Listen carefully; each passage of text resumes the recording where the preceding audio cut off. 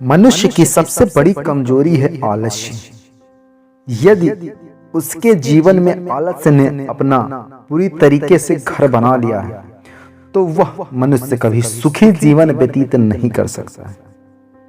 चाहे बात उसके करियर की हो या उसके जीवन यापन करने की हो, दोनों ही दशा में वह मनुष्य कभी सुखी जीवन तो व्यतीत ही नहीं कर सकता।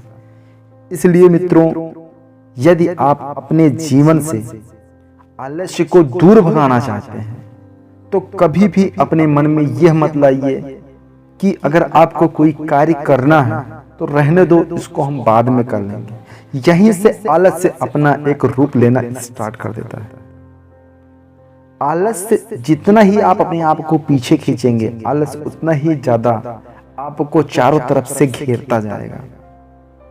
तो आलस्य से मनुष्य इतना धीरे धीरे इतना ज्यादा कमजोर हो जाता है कि उसका मानसिक तो कमजोर होता ही है, साथ साथ में उसका शरीर भी दुर्बल हो जाता है। वो पानी पीने के लिए तरसने लगता है, सोचता है कि हाँ, कोई मेरे हाथों में एक गिलास पानी ला करके दे दे तो मैं उसे पी लूं। अगर आप आलसी जीवन व्यतीत कर रहे हैं, आप बिल्कुल बैठ करके सारा काम कर रहे हैं, कुछ नहीं करना है, आपको सारी चीजें मिल रही हैं, तो समझ लीजिए आपका आने वाला समय बहुत ही बेकार होने वाला है।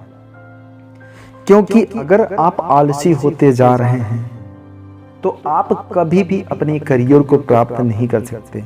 यह उदाहरण मैं उन लोगों को दे रहा हूं जो अभी अपना करियर की शुरुआत करने जा रहे हैं, यानी कि उन्होंने ग्रेजुएशन किया है, अभी पढ़ाई से निकले ही हैं और उनको कुछ पाना है। ऐसे लोग तो बिल्कुल से आलसी न बने।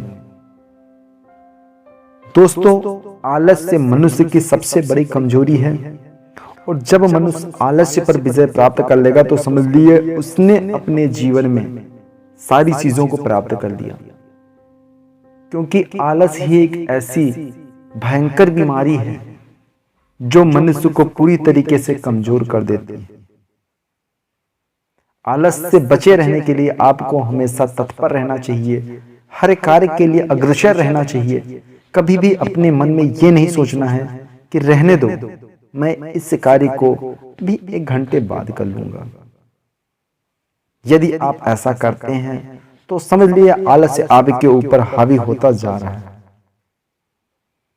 और यदि आप उसी कार्य को क्षण मात्र में ही पूरा कर देते हैं तो आलस्य आपसे दूर भागने लगेगा और आपके शरीर में फुर्ती रहेगी। आप चाहेंगे कि अब कुछ और काम मैं करूं। तो इस तरीके से अगर आप अपने जीवन को बनाकर रखेंगे तो आलस्य आपसे बहुत दूर रहेगा। जय श्री राधे।